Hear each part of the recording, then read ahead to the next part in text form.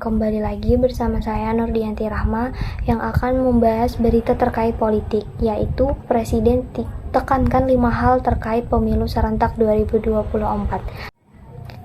Jadi teman-teman, Presiden Republik Indonesia Joko Widodo menekankan sejumlah hal yang harus menjadi perhatian seluruh jajaran Komisi Pemilihan Umum atau KPU dalam rangka kesiapan pelaksanaan tahapan pemilihan umum atau pemilu serentak di tahun 2024 ini. Arahan tersebut disampaikan Presiden pada rapat konsolidasi nasional dalam rangka kesiapan pelaksanaan tahapan pemilu serentak 2024 di Beach City Entertainment Center Ancol, Jakarta. Momentum waktu yang masih tersisa harus kita manfaatkan sebaik-baiknya untuk meningkatkan kapasitas teknik persiapan pemilu, memperbaiki kekurangan-kekurangan yang ada, memperbaiki masalah-masalah yang harus kita selesaikan, mengatasi kendala-kendala yang ada, dan juga mengatasi kelemahan-kelemahan yang masih ada. Segera ini harus kita selesaikan bersama-sama. Kemudian juga membangun inovasi agar pemilu semakin berkualitas, agar proses dan hasilnya mendapat dukungan yang luas dari masyarakat. Menurut ujar Presiden, yang pertama, Presiden menekankan agar seluruh kegiatan di semua tahapan pemilu memiliki pengaturan teknis, yang mana hal ini sangat penting. Setiap tahapan harus memiliki koridor hukum yang jelas. Hal ini penting untuk mengantisipasi dan juga mengatasi berbagai persoalan-persoalan yang akan muncul. Lalu, yang kedua, Presiden juga mengingatkan kepada seluruh jajaran KPU bahwa hal-hal teknis dalam penyelenggaraan pemilu bisa menjadi hal politis. Untuk itu, ia memerintahkan agar sarana dan prasarana logistik disiapkan secara detail, serta pengadaan yang dilakukan dengan jumlah dan waktu yang tepat.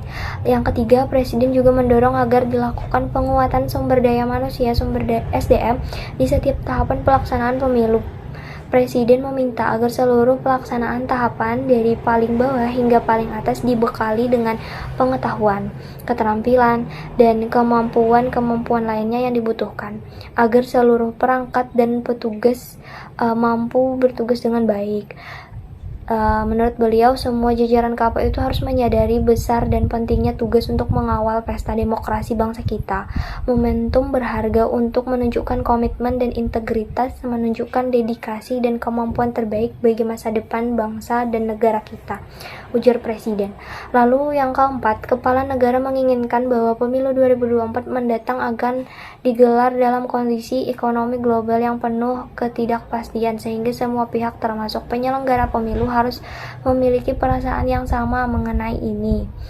Menurut beliau, pemilu 2024 diselenggarakan dalam kondisi ekonomi global yang penuh dengan kesuraman, kesulitan, ketidakpastian. Di tengah kita bekerja keras untuk terus memulihkan ekonomi kita.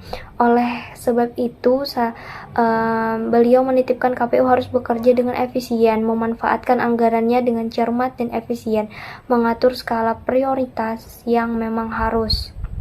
Lalu yang kelima, Presiden Joko Widodo meminta KPU untuk memperkuat pendidikan politik bagi para kontestan maupun masyarakat. Menurut beliau, sejak awal mengajak para peserta pemilu untuk melakukan pemilu yang damai, pemilu yang jujur, pemilu yang berintegritas, dan menolak tindakan-tindakan yang tidak terpuji yang mencederai demokrasi, menyebabkan fitnah, menyebabkan ujaran kebencian, politik uang, dan lain sebagainya.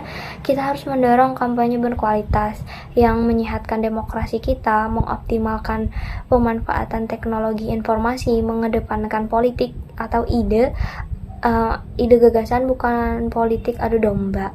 Ketua KPU Hasyim Asy'ari dalam laporannya juga memastikan pemilu serentak 2024 akan diselenggarakan tepat waktu sesuai aturan 5 tahunan. Menurut beliau, kehadiran Bapak Presiden adalah bentuk dukungan dari pemerintah kepada KPU dan menunjukkan bahwa pemilu akan diselenggarakan secara tepat waktu dalam regularitas 5 tahunan. Beliau juga mengatakan selama konsolidasi nasional ini KPU akan menyelenggarakan beberapa kegiatan tahapan pemilu, antara lain yaitu verifikasi partai politik, persiapan untuk pemutakhiran daftar pemilih, penataan daerah pemilihan DPRD kabupaten atau kota, pembentukan badan ad hoc panitia pemilihan tingkat kecamatan, serta persiapan untuk pemutakhiran daftar pemilih. Mungkin itu saja dari saya. Terima kasih telah menonton.